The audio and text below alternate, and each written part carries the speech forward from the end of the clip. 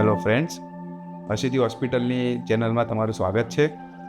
આજે આપણે ડાપણની દાઢ વિશે સમજીશું કે ડાપણની દાઢમાં શું હોય છે. ઘણા પેશન્ટ એવું કહેતા હોય છે કે ડાપણની દાઢ શું કાઢવી જ પડે. ઘણા પેશન્ટનો આ સવાલ હોય છે કે શું ડાપણની દાઢ ના કાઢો તો ચાલે.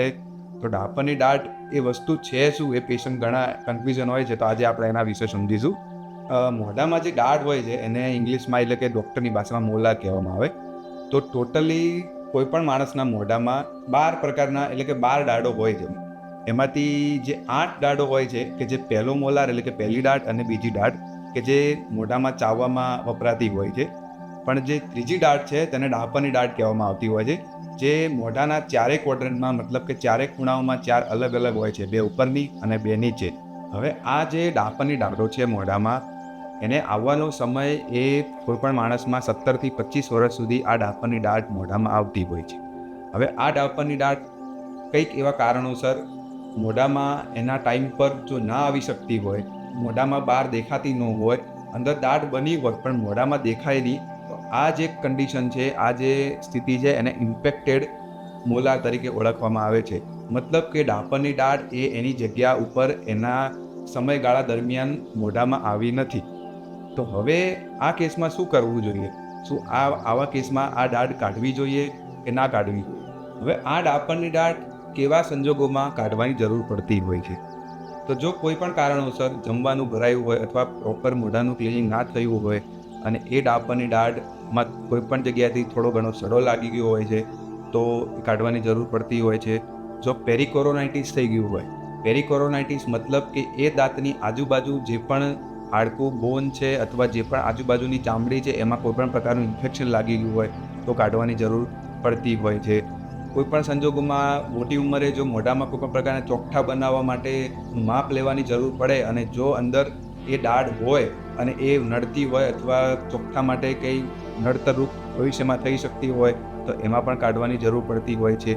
ઘણા કેસમાં એ ડાપણની દાઢ એ આજુબાજુની ગાલની ચામડી અથવા પેઢા ઉપર કોઈપણ પ્રકારની ટ્રોમા કે ઇન્જરી કરતી હોય એવા કેસમાં પણ કાઢવાની જરૂર પડતી હોય છે. જો એ ડાપણની દાઢમાં કોઈપણ કારણોમાં કોઈપણ પ્રકારના ઇન્ફેક્શનના કારણે કોઈ સિસ્ટ કે ગાંઠ થઈ ગયું હોય તો એવા કેસમાં પણ એ ડાપણની દાઢ કાઢવાની જરૂર પડતી હોય છે. છેલ્લું કારણ એ છે કે જો આ ડાપણની દાઢ એ એના આગળના દાંતમાં કે જે ચાવવામાં ઉપયોગી છે એ દાંતમાં કોઈપણ પ્રકારનું નુકસાન અથવા રિઝોપ્શન અથવા ઘસારો કરતું હોય તો એવા કેસમાં પણ આગળના દાંતને બચાવવા માટે ડાપણની દાઢ કાઢવી પડતી હોય છે. આ ડાપણની દાઢમાં કોઈપણ પ્રકારનું ઇન્ફેક્શન છે અથવા એને કાઢવાની જરૂર છે તો કઈ રીતે સમજણ પડે? તો જો આમાં કોઈપણ પ્રકારનું ઇન્ફેક્શન અથવા એમાં કોઈ તકલીફ હોય તો તમને દુખાવો થાય છે, એ ભાગમાં સોજો આવી શકે છે, એની ઉપર જે પેઢાની ચામડી છે એમાં ઇન્ફેક્શન લાગે છે. અને હા, બીજું કે ડાપણની દાઢમાં ઇન્ફેક્શન અથવા એમાં દુખાવો એ તમારા મોઢામાં ટ્રિઝમસ જેવી કન્ડિશન મતલબ કે મોઢું ઓછું ખુલવું એ પણ થઈ શકે છે.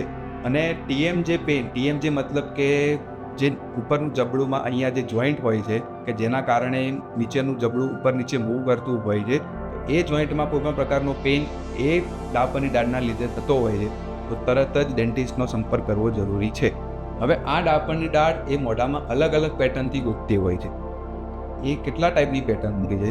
તો પહેલી પેટર્ન છે ડિસ્ટોએન્ગ્યુલર, બીજી પેટર્ન છે મિઝોએન્ગ્યુલર, ત્રીજી પેટર્ન છે વર્ટિકલ, ચોથી પેટર્ન છે હોરિઝોન્ટલ, પાંચમી પેટર્ન છે બકોએન્ગ્યુલર, છઠ્ઠી પેટર્ન છે લિંગોએન્ગ્યુલર અને છેલ્લી પેટર્ન છે ઇન્વર્ટેડ. તમને કઈ રીતે ખબર પડે કે આ ડાપણની દાઢ કેવા પેટર્નની છે અથવા કેવી રીતે છે, કેટલા પ્રકારનું, કેટલા લેવલનું ઇન્ફેક્શન એના કારણે ફેલાયું છે?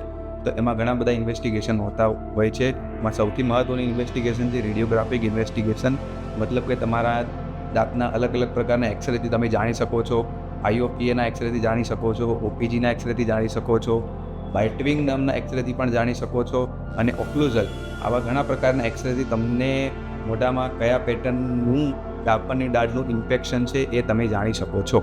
હવે આ ઇમ્પેક્ટેડ મોલારની શું ટ્રીટમેન્ટ હોય? તો વધારે ઇન્ફેક્શન પેશન્ટને કોઈપણ પ્રકારના સિમ્ટમ હોય, પેઇન, દુખાવો હોય તો પહેલાં ડૉક્ટર એને મેડિસિન અથવા પેઇન કિલર અથવા એન્ટીબાયોટિક્સથી સિમ્ટમ્સને કવર કરવાનું ટ્રાય કરતા હોય છે. પણ જો દવા કે મેડિસિન કે કોઈપણ પ્રકારની એન્ટીબાયોટિક્સથી જો તમને ફરક નથી પડતો તો પછી વધારે લાંબા ગાળા સુધી જો આ ઇન્ફેક્શન ચાલતું હોય છે તો ડાપણની દાઢ કાઢવી અવશ્ય છે. ડાપણની દાઢ કાઢવા માટે જે નોર્મલી મોઢામાં દાંત નીકળતો હોય એવી રીતે એ ડાપણની દાઢ નથી નીકળતી. જો સ્પેશિયલી એ ઇમ્પેક્ટેડ મતલબ કે બરાબર ઉગી ના હોય અંદરની બાજુ હોય તો આવા કેસમાં એ ડાપણની દાઢના એરિયામાં નાનો એવો ચેપો મૂકી થોડો ફ્લેપ બનાવી આજુબાજુનું હાડકું ઘસી અને એને હલાવીને કાઢવી પડતી હોય છે. આ સર્જરીને ડિસઇન્ફેક્શન તરીકે ઓળખવામાં આવે છે અને આ સર્જરી કર્યા બાદ એમાં ટાંકા પણ લેવા પડતા હોય છે. આ સર્જિકલ રિમૂવલ એ દરેક અલગ અલગ પેટર્ન મુજબ થોડું ચેન્જ થતું હોય છે. તો એ સુપરફિશિયલ કે ઉપરની સાઈડ હોય છે તો એ નાની માઇનોર સર્જરીથી નીકળી જતું હોય છે. પણ જો વધારે અંદર હોય, બહાર ઉગ્યો ના હોય તો વધારે પડતું બોન ઘસી અને પછી આ ડાપણની દાઢ કાઢવી પડતી હોય છે. તો આવી કોઈપણ પ્રકારની ડાપણની દાઢની તકલીફ હોય તો તમે અવશ્ય અસીદી હોસ્પિટલની મુલાકાત લઈ શકો છો. અને હા, સબસ્ક્રાઈબ કરવાનું ભૂલતા નહીં. શેર કરો, સબસ્ક્રાઈબ કરો.